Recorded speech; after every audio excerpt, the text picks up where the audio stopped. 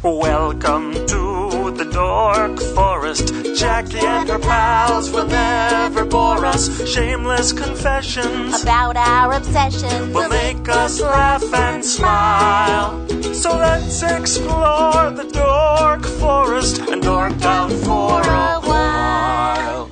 Hey, it's Jackie Cation. I'm the host of The Dork Forest, and that's what you've chosen to listen to. You know the websites, JackieCation.com, DorkForest.com, TheDorkForest.com, and let's do the credits. Mike Rickberg sang and composed that song you just heard, and he will sing his words to the Mexican Hat Dance at the end of the program. He sings in the beginning with his wife, Sarah.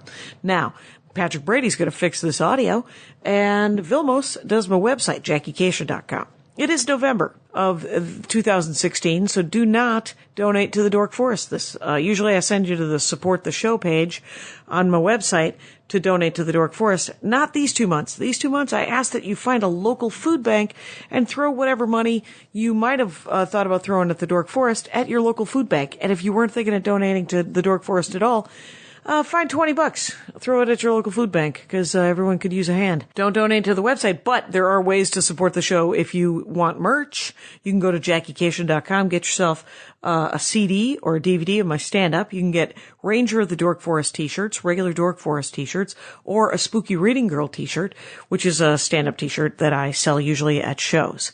And other than that, you can get all of my CDs and DVD digitally online. I get a little bit of a kickback from Pandora and Spotify and Amazon and iTunes if you buy it or just listen to it. So you can do it any way you like, and I appreciate the support. The main way here in the holiday season to support the Dork Forest, and anytime, is on the Support the Show page. There's an Amazon banner. There's also a tiny Amazon icon on the front page if you like to just use that. If you use that portal to go to Amazon, you just order as normal, and the Dork Forest gets a little bit of a kickback. It doesn't cost you extra. There's just a percentage if you use the JackieCation.com portal. Anyway, this week in stand-up comedy, I am doing a bunch of shows in Los Angeles, and then I'm going to start my my San Francisco, Northern California run. So if you live in the Bay Area, I have a bunch of shows all over the place in the Bay Area, culminating with me opening for Maria in downtown San Francisco, if there is such a thing. But I have a bunch of other, sort of smaller venues that are a little cheaper, and I'm going to do long sets. So if you live in Walnut Creek or Mill Valley or Northern California, I'm driving to Arcata on Thursday, but doing a great show. Bunch of shows with Dash Kwiatkowski and Kate Willett. So get on it if you live up there. Let's get into it. Hey, it's Jackie Cation. I'm in my living room with Steve Young, friend of the show, doing me a favor.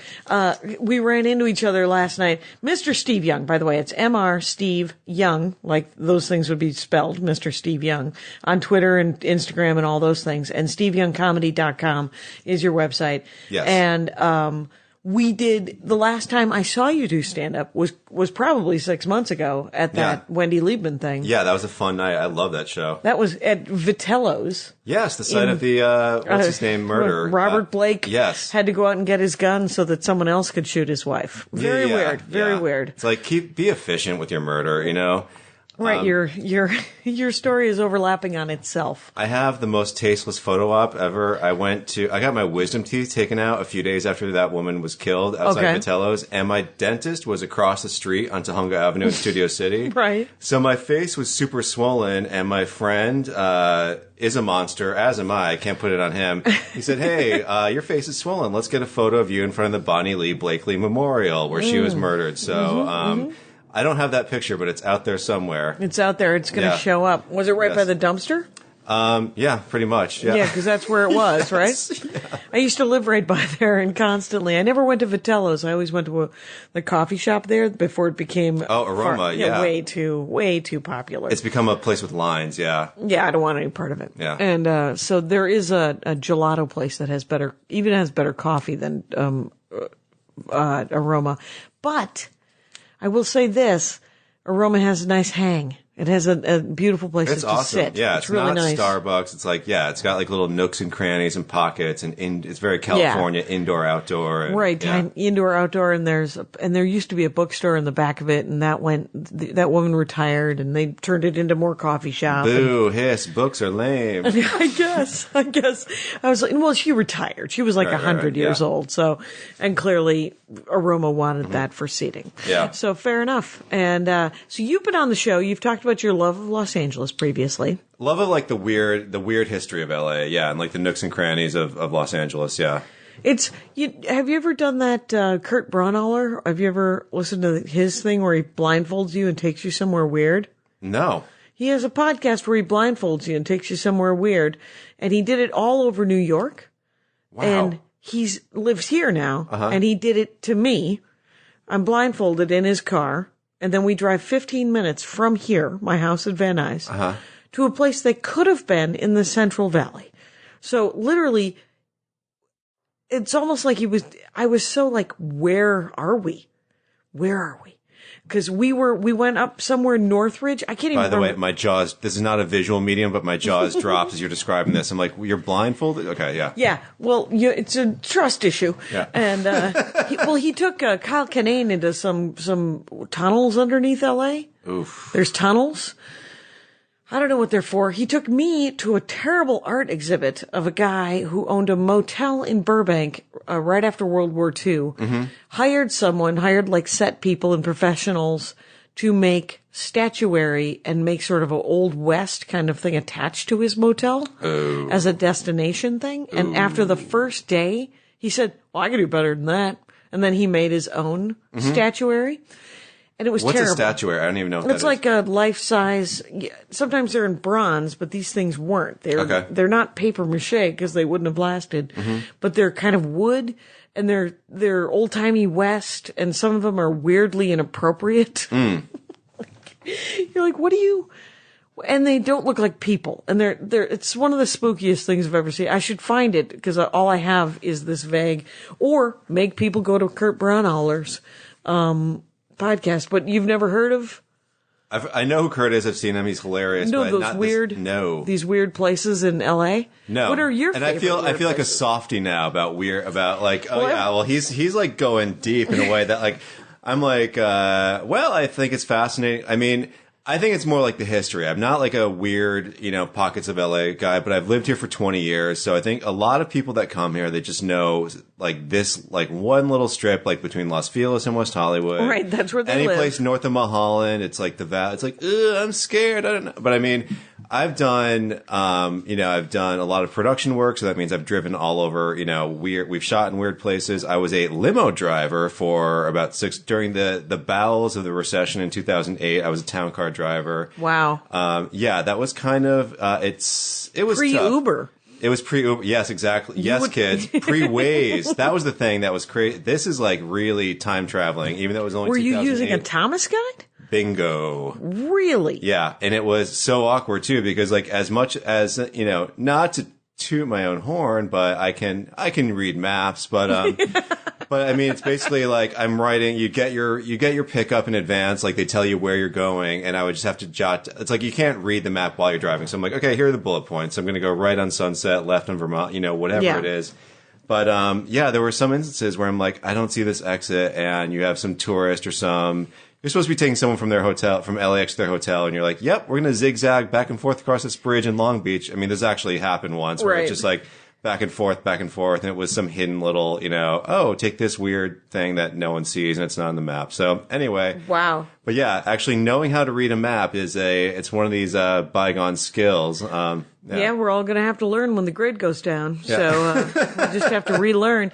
Those Thomas guides, it was like a spiral-bound book. And I remember when I first moved here, Jennifer McLean, my friend who I lived with, she was like, you have to buy a Thomas guide. You can't have mine. Yeah. Everyone has to have one in their own car. And what it would be is you would look up in the index what streets you wanted, and then you would find the square of map that it would be, and then the bigger square, like if it was off that page, it would either go to the next page, but if it went north or south, it would go to 100 pages later. That's true. Yeah. And it was So it was it wasn't just a normal map. We really roughed it out. If you moved to LA before 2008, you really roughed it out in a way, or before Waze or any of that. I mean, now I'm just like, I can't believe it. I think I had a Garmin though in 2005. So What's a Garmin? Garmin was the GPS, some of the first GPS. Yeah, just before GPS. I guess I'm trying to pinpoint. For me, that's when Yeah. So you'd end up just finding weird neighborhoods and weird restaurants and all. Oh yeah, I think that's how I got. Yeah, that's how I'm so out of it right now. So I'm like, oh yeah, why are we talking about this?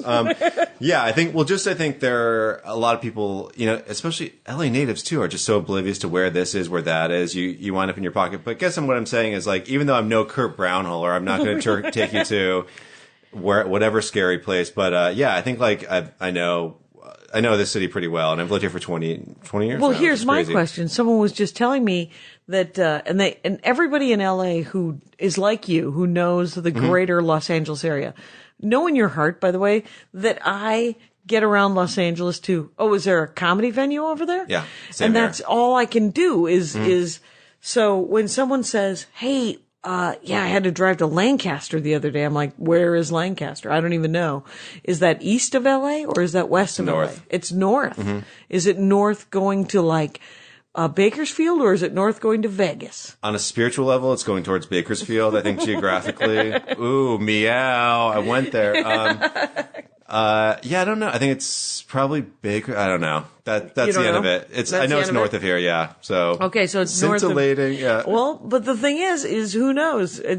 We have a lot of Los Angeles listeners. There could be people who want to know weird fun facts about weird places. And one of my favorite things in Long Beach is Victorian houses down there. No, is there good architecture down there? There is I think a pretty substantially large chunk of Victorian houses down there that I have not been to myself. So like single family dwellings? Yeah. Okay. Yeah. Wow, that's kind of cool. Yeah. To be able to drive around Long Beach. And I have my sister-in-law for a while lived in Long Beach, and so we went there, and she lived in kind of a dirtbag area, and so there weren't a lot of Victorian houses. Yeah. And then the other time that I've been to Long Beach was to go to the aquarium, and it was for Andy's birthday, and Andy wanted a Boston cream pie. Did you know that Boston cream pie is a cake? I thought it was an actual pie. It is not a pie. It is either a fucking donut or a cake. I've had Boston cream donuts before. Yeah, that's good stuff. I believe they're called Boston cream pie donuts. Yeah. And you're like, so when Andy said the cake that he wanted was a Boston cream pie, I called all over LA going, do you guys make Boston cream pie? Like I called pie shops and cake shops. Nobody knew it. And so finally I just Googled Boston cream pie, the best Boston cream pie in Los Angeles. And it came up with a restaurant in Long Beach. Oh. Called John's Guard or something. It's like an umlaut and too many A's. And we went there. It's just a shitty hand in Scrabble is what it is. That's an East Coast joke. It's, but it ended up being an amazing diner that had Boston cream pie cake that was amazing. Okay. But it's a fucking cake. Why is it called a pie? I don't know. I have some tiny amount of rage. Do you have favorite restaurants that you would like to tell the world about in the Los Angeles area? Jackie. Steve. Where do I not begin? No, because I really don't. I'm just like, you know what? We're coming up on the holidays, and one of my favorite things is Mexican restaurants at Christmas time because they go all the fuck out. Like, really? Yeah, it's just like they're already red and green most of the year. So it's like they're already like sort of decked out, and then it's just like más es más, more is more. So I love Casa Vega on Ventura Boulevard here in Sherman Oaks. And, they have a lot of I'm a taller gentleman, and they have a lot of low hanging tinsel. So I love walking out of there, picking tinsel out of my hair at Christmas time. It's good. It's good times. Yeah. Now here's a fun fact I have about Casa Vega is Casa Vega. Don't know if it's still this way, but it used to be known Wednesday afternoons. You go there if you're a married lady and you can get some action.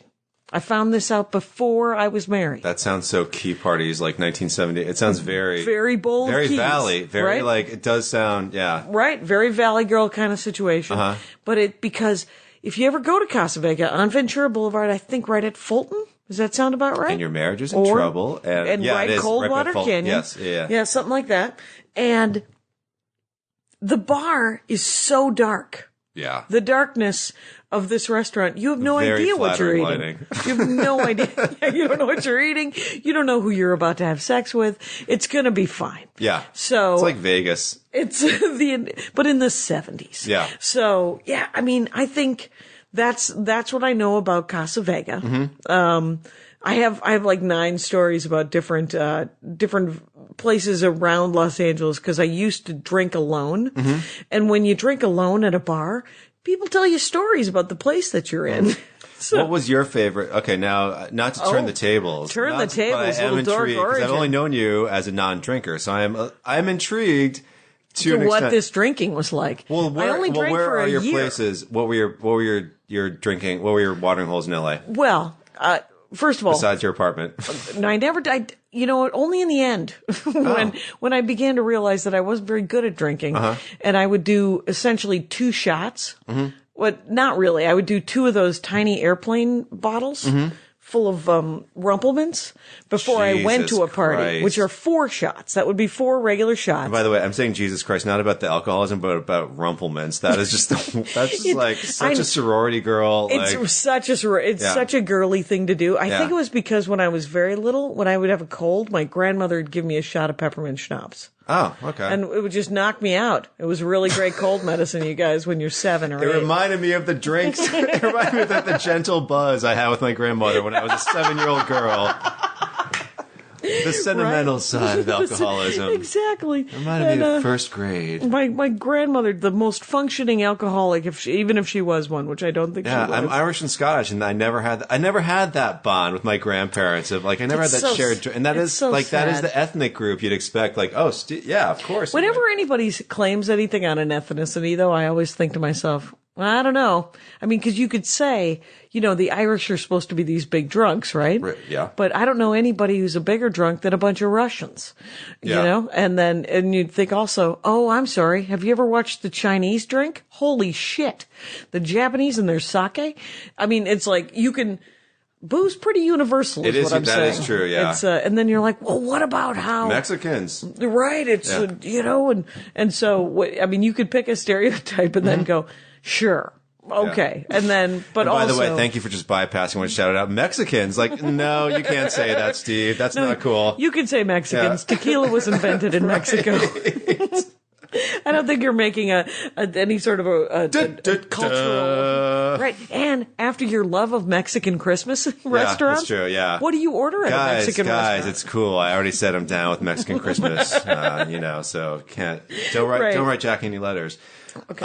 What do I eat? I mean, you know what? It's just, I love just. You just like the ambiance. I love the ambiance, but there is a Nuevo Mexicano restaurant down the street from me, and I'm not into it. Like, it is staggering distance. They have happy hour. It's like everything that I would want, but it's like the deconstructed, blah, blah, blah. They try to do like fusion-y is it fancy? nonsense.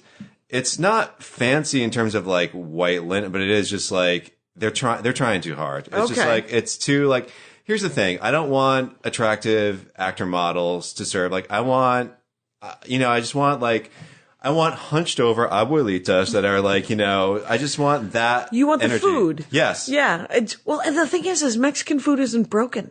Right. There's exactly. really, I remember, you know how like you go to a new Mexican restaurant and you're like, well, they can't ruin a quesadilla. Right. Yeah, Exactly. you get a chicken quesadilla, which is not I don't think that occurs in nature. That's not an original.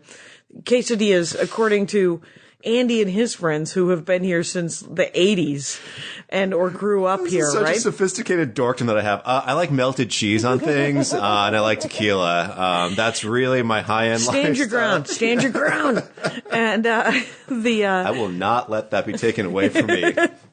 But I remember I explained that I liked it. I would go chicken quesadilla because you can't break it. Yeah. And Andy and his friends, they didn't turn on me, but they felt like they turned on me because they're like, the chicken isn't authentic. That's not authentico. And I was like, Did you just say Authentico? How is the chicken not authentic? It's just supposed to be chilies and cheese. Okay. And salsa. You know, it's Yeah. just supposed to be sauce and cheese. And that's a quesadilla. Yeah. And I'm like, yeah, but I like chicken, so we're going to be adding some chicken. Yeah. And if I'm in a Chili's or, you know. That was, by the way, that was the I think that's why that's why I'm so happy to go to real Mexican restaurants in here, because I am from Connecticut originally, and the Mexican restaurant in town was Chili's, and Mexican restaurants could not really survive in the greater Hartford, Connecticut area in the 80s for whatever reason. Right. You think there would be like an excitement about it, but there was like a place called Pancho McGee's that was like pinataed out. And, yeah, exactly. It was like that kind of Pancho McGee's? Yeah. Good for them. Pandering to the Irish American community in the area too, I guess. You know, whatever. So. That is the greatest name. But yeah, it's an awesome name, I have to say. And like, I loved going there. I was a kid. I was like, yeah, Pancho McGee's, this is awesome. But the restaurant, back to my petty vendetta against the fusion restaurant on my street. Yes, please. Hibiscus lavender margaritas, like that kind of bullshit. Oh. Like, I ate at Lemonade today, and I was like... I love that place. When you're saying, what's your favorite restaurant? I'm like, well, I can't talk about Lemonade because that's like the most bullshit. No, I love the restaurant. Yeah. I don't want there to be rosemary in my lemonade. I don't need Right. you to herb up. There was some sort of kefir lemonade that I had today that... I don't even know what kefir is. It's a dairy thing. It's a yogurty. Oh, it's the K-E. Yeah, K-E-F-I-R. yeah, or Right. whatever. Or whatever, yeah. Yeah. We know though, yeah. Yeah. And so it's bullshit lemonade. Just either lemonade me or don't lemonade me. But I always want to try it because I'm like, well... I want this to be a yes fest, but I really like their lemonade. Oh, do you love their lemonade? Do you like the variety? Cucumber, they have like a cucumber mint and they have a blueberry lemonade, and I like them both. And I actually don't order them that often because I will drink it like right away. Like I can't savor it. It's just like, get in me. And I tried I never even think, I have like the nutritional awareness of like a 7-year-old sometimes. Like I don't think of like, it's a liquid. How could that be high in calories? It's lemons. Like that's fine. Except for that it's lemonade, Yeah. so it's all sugar. And then I tried their sugarless lemonade, and it was so much worse. And I'm like, oh, there must be a fucking ton of sugar in that I'm not even like. Right. That's how I find out that you know, you're having a sweet treat. it's like, oh, I have a spare. You know, I have like another flab roll emerge, but I'm just having lemonade every day. What's going on? Yeah. Right. Well, I suppose because it is they're not using stevia or pink or blue or whatever. Like they're not using fake sugar. Do they have a sugar-free version? With fake sugar? That's how I realized how much sugar was in their normal lemonade, because I tried the sample. They had like a sample tray of like their sugarless lemonade. I'm like, oh, this but is really... sugarless or sugar-free? Like, are they using like the Wait, what's the in difference New between Jersey? sugarless and sugar-free? No sugar substitute. No, nothing from like an exit in New Jersey. Oh, so one has like a sugar substitute and one is like... No sugar at all. Okay. Yeah, got then it. it's just lemon water. Okay. Is what you're having there. Oh, that sounds fun. Which is why you're not liking it. And maybe just like season it with some spinach bits and some kale. Like... Right. You throw some cucumber in that bullshit and see what happens there. I do like to counterbalance my bad eating with this. This is an exclusive here, by the way. I really like cucumber juice at the Ralph's, and this is like There's cucumber juice. Your at the grocery store? Your Midwestern listeners are going to love this, by the way. The Ralph's at Vineland and Ventura in Studio City has its own juice bar. And it's the size of a city. It's like that grocery store is the size of an IKEA, basically. And they have a juice bar, a freshly squeezed, blah, blah, blah.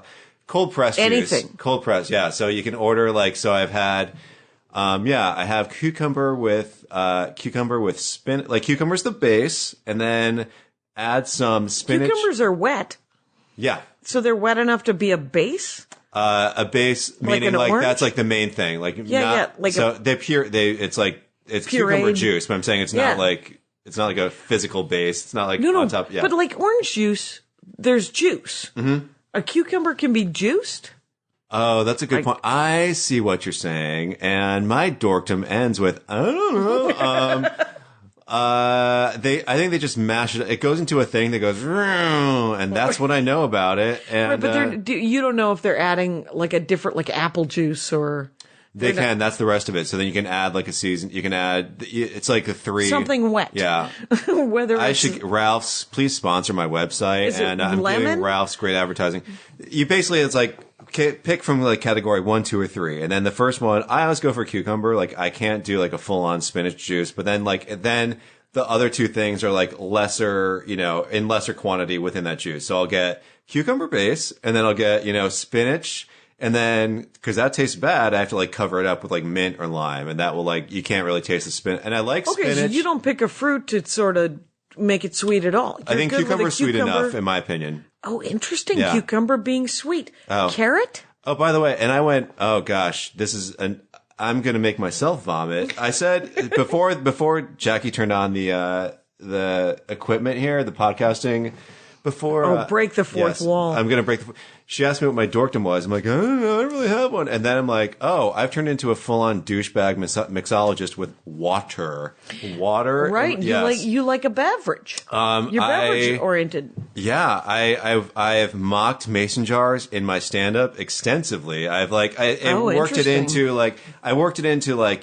That'll show those mason jars. Hell you yeah. fuckers who want to can burn shit. it down. Steve Young is here to fuck shit up. It was part of a chunk I did about how much I hated countrified California weddings on Instagram. Like, isn't this love? Isn't this precious? We have like the chunky white lights, and it's in a field in Ojai, and then like you see like a million photos of it, and it's like, is this an improv game? It doesn't really seem like it's a legal wedding. Ha ha ha. Right. Anyway, Okay. I seamlessly worked a joke in from 2 years ago. Okay. So back to like how I douched out hardcore with water in the summer of 2016. I bought this mason jar with the handle. I bought the ice cube trays where it's like 2 inches by 2 inches. It's like the giant ice cubes. Okay. And I have the water that is seasoned with mint, cucumber, and lemon. So I make a pitcher of water, chop up mint. It's like basically mixing a cocktail. And then I put a fun bendy straw in it because nothing's too good for Stevie Y. Well, you got to treat yourself right. Whenever I go to a restaurant and they have bendy straws, I always go, it's a classy place. This place cares. This place it was is willing like to a spend major. more It's than like this is the summer of Steve, man. Like it is just like it's on. So you drank a lot of water, but you jazzed it up. Yeah. And so mint what? Mint, lemon, and cucumber. Okay. I would just cut up lots of fresh mint and cucumber then and put it in. Infuse it. Yeah, so I put that in a pitcher of just good old LA tap water because that's how I'm, edgy and rustic. And then I would We're both enjoying a glass of it right now. Exactly. I don't infuse it with anything. I put it through a Brita. Yeah, I mean, I'm poised to take over Gwyneth Paltrow's Goop bullshit. I can just do like the low, it's like, yeah, that's like where to go in Reykjavik, and I can do where to go in Sherman Oaks. But you don't live over here in the valley, do you? Not too far. I'm Valley Edge. I'm between adjacent. Yes, exactly. For those not in the biz, The biz of shortening words. Good one, Steve. I live between the Holly Bowl. I live at the mouth, the open mouth of the San Fernando Valley. Oh, you live sort of Cahuenga Pass? Exactly. Yeah. Cage Baker has I talk about this author every 3 episodes. Cage Baker wrote a science fiction book based in Hollywood in 1868. Mm-hmm. And the Cahuenga Pass was the Cahuenga Pass. Mm-hmm. And it just wasn't paved. And they had to ride horses and stuff. That is fast. I've seen old photos where and also at one point there was like a metro, I was about to say there was a red line, but there was like a trolley that would come up from Hollywood via the pass. Yes, I saw Roger Rabbit. I know what happened. And so I got to get all of my information from fiction. So do you live, you're talking about the Ralphs on Vineland and Ventura? Yeah. Which used to be apartments that a friend of mine lived in the late 90s. And a tennis club there. And there was a tennis club there as well. And then there were these apartments. And they knocked it down and turned it into the biggest mall with a Ralph's and a Starbucks, Ralph's being the grocery store. And it's made my life so much better. I'm the last person to champion the destruction of a sports facility, but it's like, the shopping has really improved. It is nice. They also have a Jamba Juice in there. I don't know why you have to go to the juice bar. They have a National Holistic Institute Center, and I'm getting to why that matters. I don't even know what that would be. It's a massage therapy school, Oh, and you can okay. get massages for $20 there. Oh, that's actually important information. Yeah, so Yeah. people of 818, yes, Yeah, get in there. Yeah. It's I took myself yesterday. Maria recorded her new Netflix special. yeah. And I was there. We saw each other last night. we saw each other, which is how this magic came to be, Steve yes, Young. you're welcome. And It's the most unremarkable. it's a great miracle. story, wasn't it? Didn't you take pizza off the crew table, or was that Chip Pope? It was was Chip Pope, yeah. Yeah, he took pizza off the crew table like some sort of animal, Yeah. and they were like, "Stop that! That's for the crew." And I want it to be more like almost. I thought it was like knowing Maria was going to be a huge Coke scene and there was going to be shots and yeah. right, that's Maria's That's thing. her world, yeah. And I'm walking around with milk chocolate doves instead of dark chocolate doves, which are my preferred dove of choice. I've never done cocaine, FYI. Never done it? Never done it. I've done it twice. Oh, Both times? Twice? Yeah, it was free.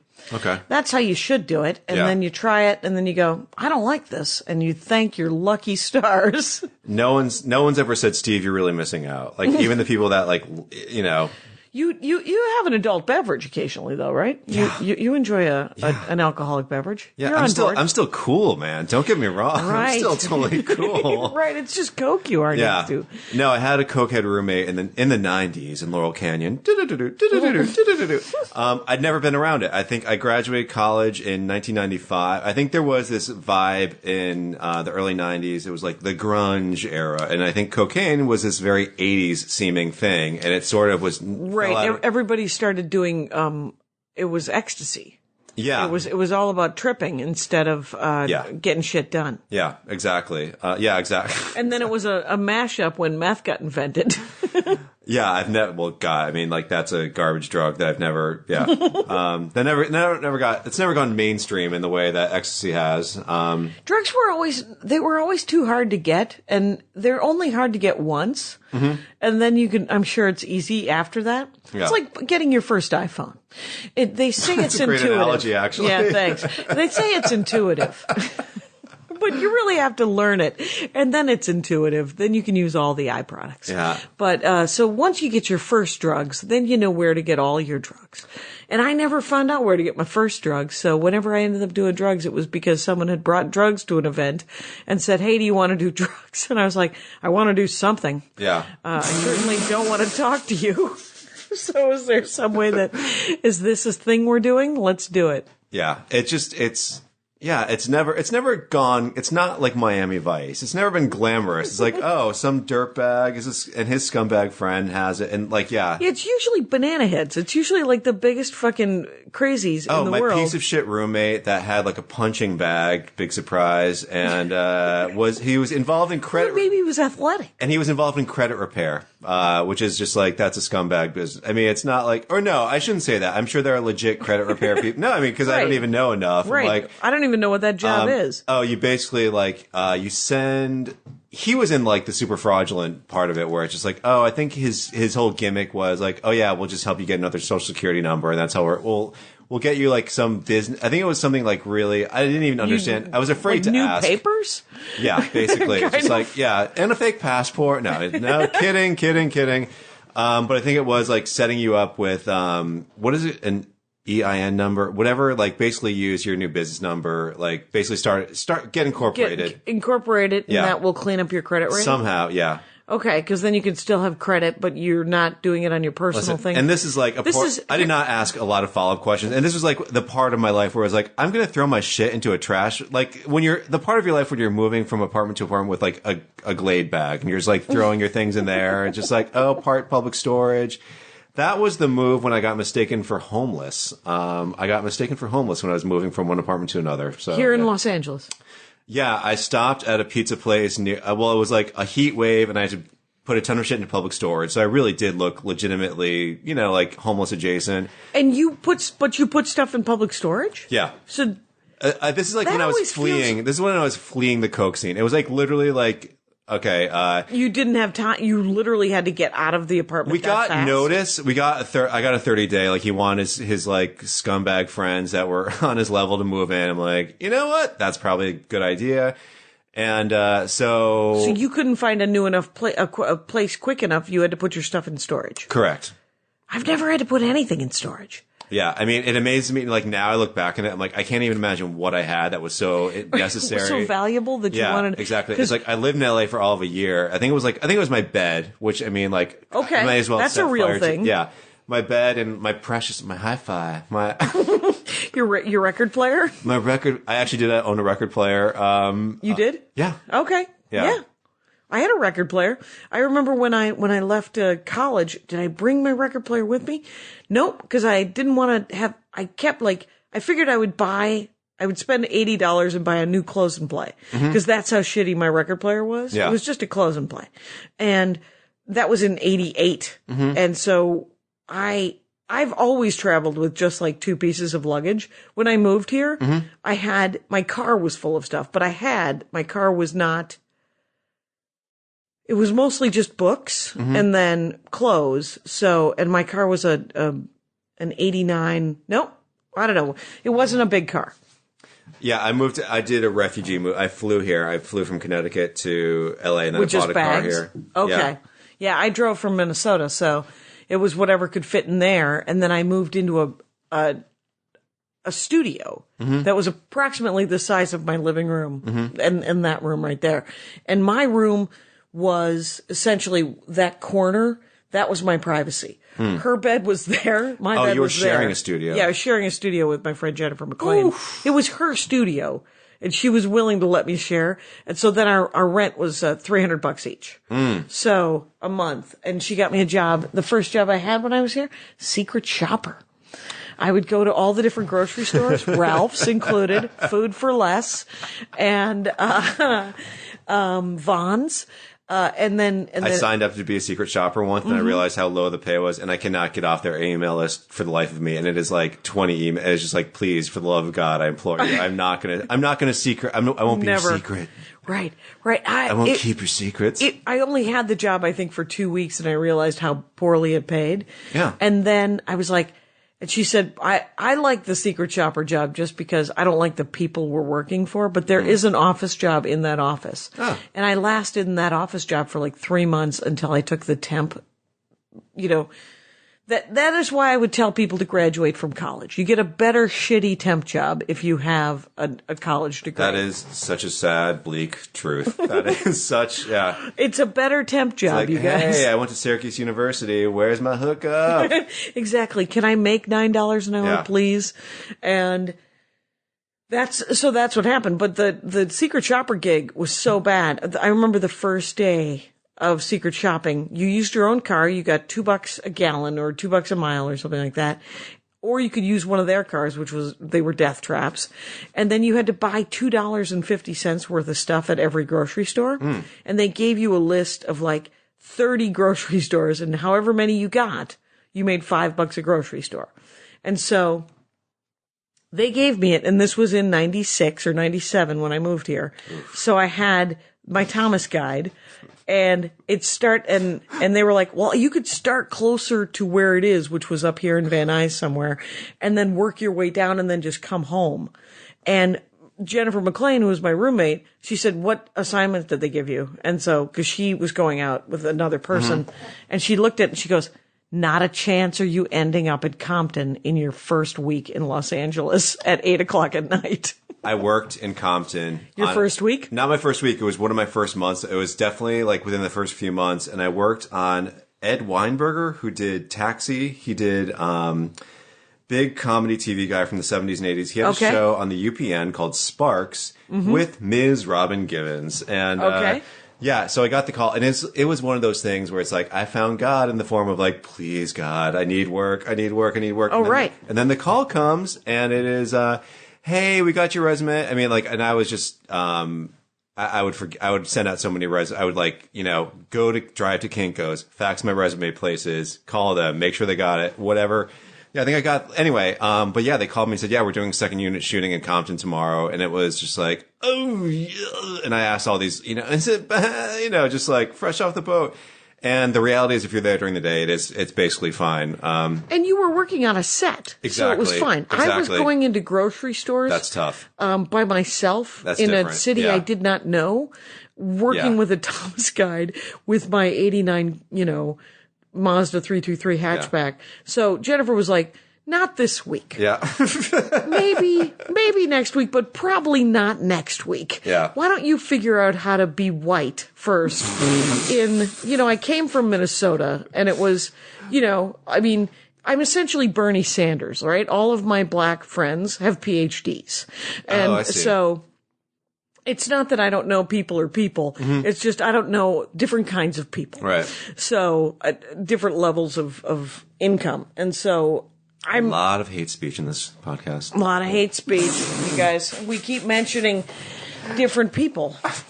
That's not hate speech. You can talk about different people.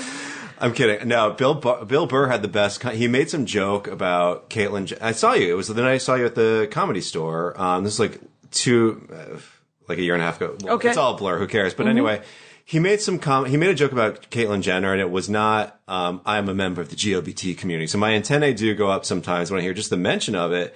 His joke was not offensive. It was just like, oh, she's getting a sex change. So, it was basically like the lawsuit was pending, blah, blah, blah. It wasn't a great joke in my opinion, but it wasn't inherently offensive. But he just said, oh, you don't even know why you're offended. And I think there is some truth to that. Like when there is a knee-jerk reaction sometimes. When you bring up any sort of race or Exactly. And or like anything. you don't know why you're offended, but you think it's offensive. Right. I don't know why it would be better to pretend Right. that people aren't blessedly different. Yeah. Because then you're sort of denying their differences too, don't you think? I think so, yeah. So the whole thing is, it's a clusterfuck of, but I heard, I have heard some stupid ass jokes recently where you're just Yeah, and like, by the way, I can't believe I'm actually defending like a Caitlyn Jenner joke because I'm right.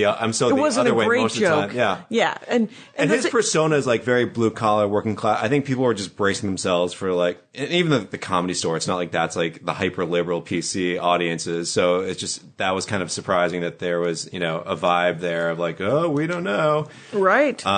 Yeah. Anyway, but I think people are people have heard so much negative stuff about her being trans that's why I think they are just like on edge. They haven't really looked into her life and what a shit show that was. Yeah, exactly. There's so many other reasons to really, There's really go, hey, I bet I wouldn't like her. Yeah. So without having to even go into what happened inside her brain box, I don't care. She had a good 3 months where it's like, that's so courageous. Please stop talking now. You're atrocious. Right. And then she never spoke before because she was probably super worried about how come I can't just be a woman?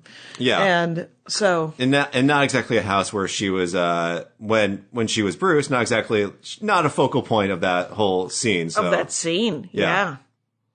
The actual Olympic athlete, Olympic athlete with like demonstrable skills. It's like, fuck off, old man. Nobody wants to talk to you. Sit in the corner. No one cares. Right, because married to the Kardashian woman, right? Yeah. Okay. Not Reality my dorkdom. television. Not my dorkdom, Not your by dorkdom. the way. It's just seeped in. It's like it's easy to know about this stuff. By the way, Kim Kardashian, my best tipper when I was a limo driver. Okay. Yeah. Yeah, I don't have a problem with the Kardashians. I don't think they're not necessarily people. I do. Do you? I don't know a lot about them. I think it's more the phenomenon. If you want to break it down, I could see like it's the phenomenon of why they're beloved. I think that's what I think. They said yes to millions and millions of dollars. Like, yeah, you want to point a camera at me for doing 24 hours? Yeah, fuck it, sure. I mean, like at this point, I'd be like, yeah. I mean, I don't. Well, no, I think I don't have the persona to be like, let me create drama at all turns. Right. I mean, but fuck you, Jackie, for not. No. But I think it is a weird skill that they have. And Kim Kardashian, like, I think she created this empire out of nothing. Yeah. Right. I mean, they were a upper a wealthy family, but they weren't anything like they're wealthy now. Yeah, and she put being famous for nothing on the map in a way that, I mean, like, and it's interesting that she has sustained this now for over a decade, right? Yeah. This is huge. And it's weird because, like, what does she have that Paris Hilton doesn't have? Because I saw, like, this week it was in the media that she admitted to voting for Donald Trump, and, like, who cares? It's not like I look to her for my politics, but. Who, Kardashian or Hilton? Hilton, yeah. And it is just like, she is really just. She's nothing now. I mean, she's like not, it's just like, oh yeah, that's a footnote. And that's not like a focal point of like, she did? Right. Yeah, because where has she been? Has she been staying at Hilton's? Because she had a TV show for a while, right? She had a reality TV show. And that was what started Kim Kardashian's thing, right? Yeah, they were buds. They were buds on that show. And then it kind of spin off. I believe so. And then Kim Kardashian turned into a monster. Like just a business creating monster, just dragon teeth in her wake. Yeah. And so, but, we could talk about your reality TV dorkdom. I went to high school with somebody. Now that I've established myself as a craft water lover, I can be really loathsome. If you just want to, I'm really putting myself out there in the worst way possible. Okay, this Real is the Housewives. safest space in the world. You can love whatever the fuck you want, man. Real Housewives, and I listened to a competing podcast. Yeah. It's a monster. I mean, it is like a multi-tentacled nightmare scene that for some reason, it's... Do you watch them all? No. Okay. No. How many are there? Any idea? Are there more than 3? Oh, yeah. Well, there were a couple that have fallen by the wayside. There was a Miami one that did not live up to its promise because I have been to Miami 3 times. Absolutely. You wanted it to go well? The script, I'm writing a script right now about Miami because I think it's so fascinatingly lurid and just like, it is a city that makes LA seem like it allows us to look down on someone else. Like it allows us to be like, wow, you're really shallow, Miami. You're really superficial. I mean, we're not great, but come on. Yeah. But there was a Real Housewives of Miami, and I think that it's something. Yeah, it was just like I don't know what the alchemy of it is. Like what makes this one good and that one bad. You could bottle that shit. Holy smokes. Because I loved the first season of The Real Housewives of New Jersey, and then because it felt like watching The Sopranos. Like they were so clearly mobbed up and insane. Okay. And I grew up outside of Hartford, Connecticut, which does have, I mean, everyone thinks of it as, it is, mostly white there, but it's the insurance capital of the world. It is, or it was at the time. I don't think it necessarily is anymore, but a big Italian population. So, and I grew up Catholic, and you wind up going to the same church. I knew Italians, knew like that culture pretty well. Catholics and Catholics, yeah. Yeah, Catholics are Catholics, and also Northern New Jersey, and like seeing that, I love the first season because it felt like a spin-off of The Sopranos, and there was such, they were mobbed up for sure. I mean, like very, like really, you have an $80 million house based on construction. I mean, like, yeah, there's money there, but I mean, that's a little suspect.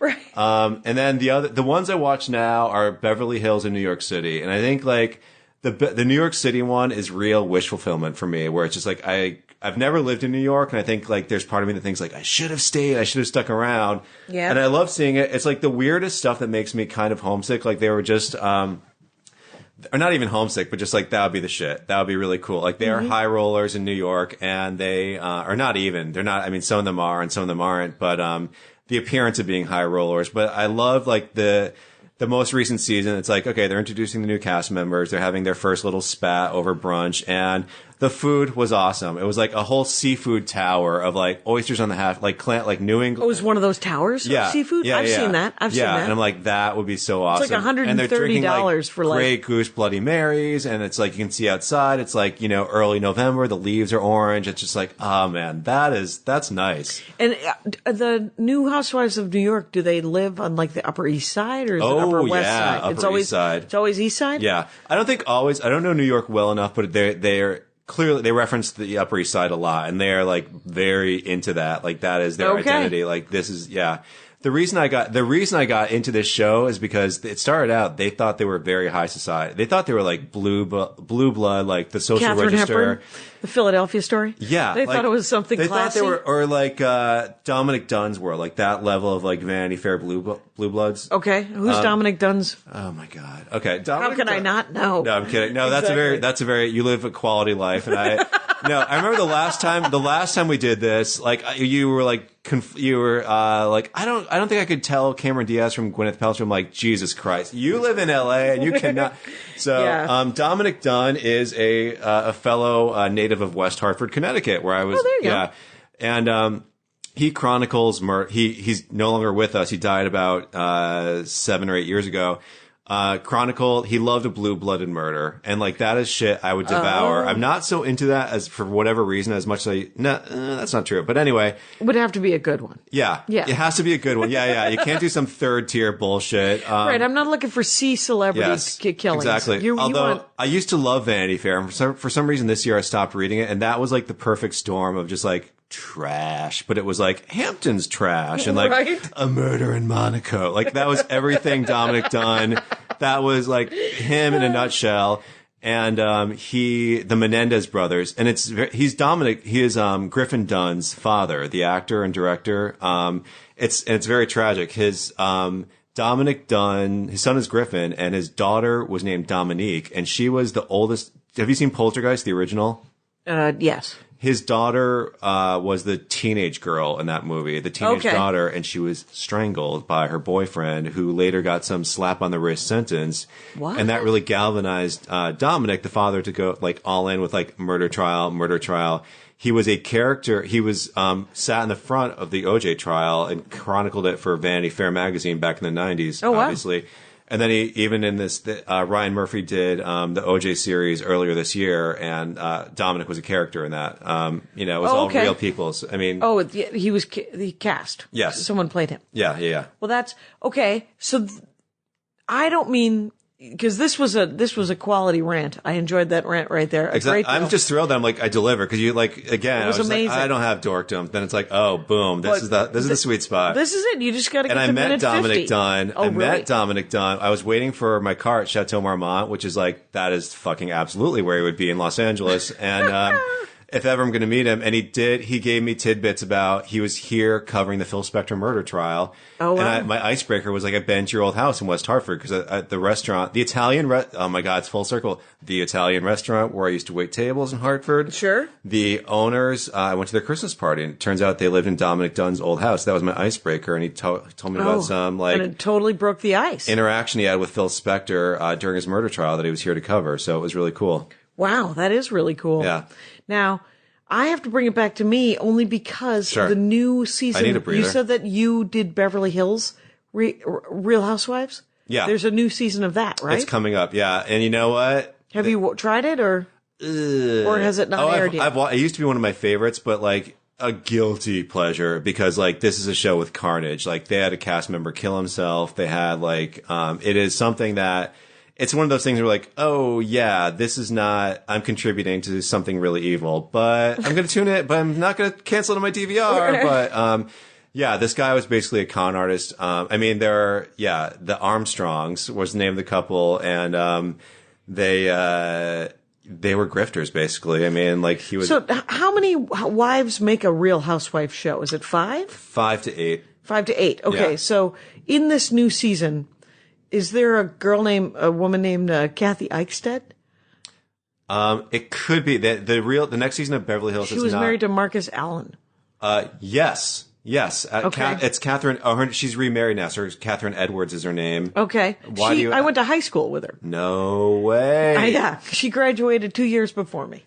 You know, she lives in San Diego part of the year too. So like next time you're in La Jolla doing the Comedy Store. Yeah, I can't imagine. I can't imagine she would recognize me, or more importantly, I would recognize her, because I think 30 years ago was when I graduated from high school, and she's had to have a lot of work, right? Because she's a Beverly Hills house. She's on a TV show called The Real Housewives of Beverly Hills. Yeah. Those people, by definition, have to have plastic surgery, it's right? in the job, yeah. Wow. So how's she doing? Let's check in with her. She was the boring one, actually. I didn't care. And that's why I don't even know if she's going to come back. And she was just sort of one of those. Here's the thing they go too far. Like they're thirsty. Yeah, I said like the teens, like the kids are saying today, you're thirsty. That is an issue, and it's like basically they're trying to. This is a show without writers, so it's just like okay, let's. They have to create their own drama. They have to create their own drama, and it's just like sometimes it's so. I mean, of course they're all doing it to some extent, you know. But there is, it reaches a point where it's like, okay, you're just being an asshole for the sake of being an asshole. Right. I need to feel that you being an asshole is organic. Like, I need to feel that it comes from within. Be an asshole and a monster from start to finish, but don't be a fake asshole and monster. That is like, that's my line. Then I feel like you've written something. Yeah. And never, like, here's the thing they always do is they'll always, like, talk about, I will not lift a finger to look at their social media. Like, never have, sometimes they'll have a plot line around, like, some social media. Oh, they posted a tweet and, like, you tweeted this on me, blah, blah, blah. I'm like, no. Have it on camera. I don't like this, other nonsense. It's like, fight in front of me. That is fight in front of me. That is what I want. That is what I deserve. Like, they're not making scripted anything anymore, except for, it's just like, it's like, you better come, And the other spinoff, I miss Melrose Place, and God bless Bravo, because there's a spin-off of The Real House. I feel like I'm ready to preach mass right now. Like, this is intense. Vanderpump Rules. I had to watch the night of the election was so stressful for me that I had to watch Vanderpump Rules reruns on Hulu. Okay, so Lisa Vanderpump is one of the Real Housewives of Beverly Hills. Also, that's a real name? Nobody made up the name Vanderpump? It's brilliant. It's real. It's like it's like already you got it. She's coming in hot, which I love. It's like you got to deliver. Like, I don't want Leslie Smith from I want Lisa Vanderpump. I mean, Lisa, she could improve there, but her name's Lisa Vanderpump. Yeah. What is her husband's name? Ken Todd, which is just like Ken Todd two first names. No, he doesn't have Vanderpump. She was an actress her maiden before. Name. Yes. Her maiden name is fucking Vanderpump, and she kept she's sticking with it. Yeah. All right. And by the way, she was never mocked for that in high school. Holy hell! I know, seriously. The band ABC? No.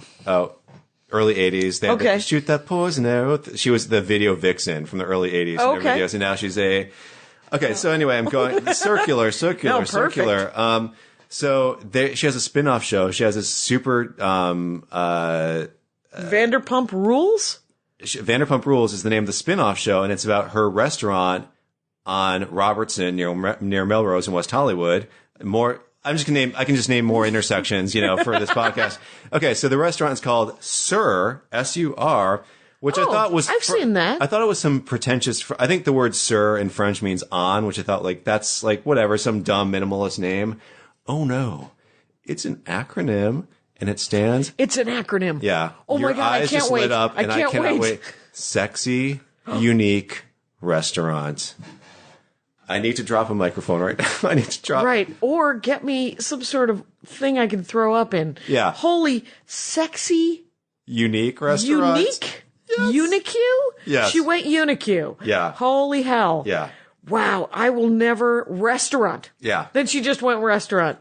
Yeah. I mean, once you've established yourself as sexy and unique, it's like, okay, but what is it? I know it's sexy and unique, but and it's no reference to Big Sur. And it's one of those places where it's just like country, right? That's part of the California Big coast. Sur, Big yes, Sur, exactly. right? No cool like beachy, rustic theme. No, it's one of those it's one of those places that you see all over LA where they put like a giant Buddha in there, and you're just like, this is the most unzen, flashy. It's like, this is not okay. Did you ever see the movie Music and Lyrics? Music and Lyrics. I couldn't get through it. I tried. Oh, it's one of the greatest movies. Okay, I'll give it a second chance. In the world of craptastic, it is talk about your guilty pleasures. And I like that cast. It's Drew Barrymore and Hugh Grant, and a bunch of other Kristen people. Johnson from and it's done by the guy who did 2 Weeks Notice, and so it's essentially the same movie. I like 2 Weeks Notice. I love 2 Weeks Notice, but Drew Barrymore and Hugh Grant plays. He's part of Hall & Oates, right? The one that doesn't become famous in Hall & Oates. Neither of them did. But, so one of them went on to have... Come on, Hall. I don't know. And all I remember is, I think it was a Hall & Oates mashup with Wham. Kind of, that's what he was supposed to be. He was supposed to be like the other guy in Wham that never went anywhere. Andrew Ridgeley. There we go. Well, you got names. Dorked him. You got names coming out of your ears. Yeah. And that's what I like to do, minute 55. And so, but the crazy thing is there's a Shakira character that they're writing a song for. And the Shakira character as a giant Buddha. It's one of the greatest scenes in cinematic history. And she has a giant Buddha that she comes shaking her ass out of, and it's hilarious and kind of awesome because you're just like, nobody's more polite about cultural appropriation, by the way, than the Buddhists. That's true. Yeah. They're pretty mellow about it. There has been some little bit of backlash about yoga recently, but other than that, they're like, nah, do whatever you need to do. We're pretty mellow. That's what Buddhism's about. I respect that. Yes. It is pretty amazing. I worked at a talent agency, and there was a Buddha in the office, and I'm like, this is the most lyingest, cutthroatiest place, and not a lot of Buddhism. Right. Did they have one of those cats that waved at you? They didn't. It's a lucky cat. Lucky cat. No, for some reason. I kind of want to get a lucky cat, but I can't get the lucky cat unless I know all about the lucky cat. Like, don't just get the lucky cat because the cat is cute. Yeah. And it waves and it's supposed to be lucky. That's not enough information to appropriate. No, because it'll bring good luck in this corner. It's here's chill. some bamboo to go with it. And I'm done talking. Yeah. So if I'm going to culturally appropriate something, I'm going to know why I'm doing it, and I'm going to be able to defend respect it. That. That's all I've got. I got a C in Buddhism class in college. So You took a Buddhism class in college? I did, yes. Was it a theology class, or was it just? It was like an overview. Specifically Buddhism, yeah. Interesting. So, and I got a C in it, that is such a zen. I mean, not good, right? not bad, Average, but average. Yeah, not average. Sort of in the flow, like just really, in the space between knowing and not knowing. Really connecting with something higher, and that higher thing was the marijuana. I was smoking quite often, and couldn't get into the books. Not a big fan. I'm like, no, I got this. I get it. Yeah, but it was, I liked the class. I mean, it's just everything. I actually think the terminology was really hard. And, I'm about to defend myself after I just said, no, I was smoking a lot of pot then. And I think that's right. a safe place to land. Yeah, it's a safe place to land. I couldn't master the religion with like a 5% attention span. Right. Shocker. It is a shocker. It's also, your chakras were not aligned. Yeah. I don't know the chakras Hinduism. are in Buddhism at all, I was going to say. They could be, and I just was a C student and don't know. But Right. I think that's more, I do know that's more associated, from having done yoga in Los Angeles, really know. Do you ever do that Hinduism. hot yoga? That's the most religious one. I sweat so easily that would be the most disgusting thing. Like it would be like one of those movies where like a room fills up with water and people are trying to escape. Right, it would be a sketch I just that grossed never myself out, ended. but yeah. Yes. Steve Young, we have talked for an hour. Yes, I did it. Did you know what happened? Looks like we made it. At Mr. Steve Young on Twitter and Instagram and all those things. SteveYoungComedy.com will have all of his social media if you want to follow him around. And go see him do stand-up comedy because he's really funny. Thank you, Jackie. No Appreciate problem. it. And Rangers, you know the rules out there, especially important right now. Take care of each other. My hat, my hat, my hat. They're dancing around my hat. My hat, my hat, my hat. Well, what do you think of that? If it looks like a Mexican hat dance and it sounds like a Mexican hat dance, it's most likely a Mexican hat dance. So take off your hat and let's dance. Yay! Oh my God. Why don't we just call that as the end of the show?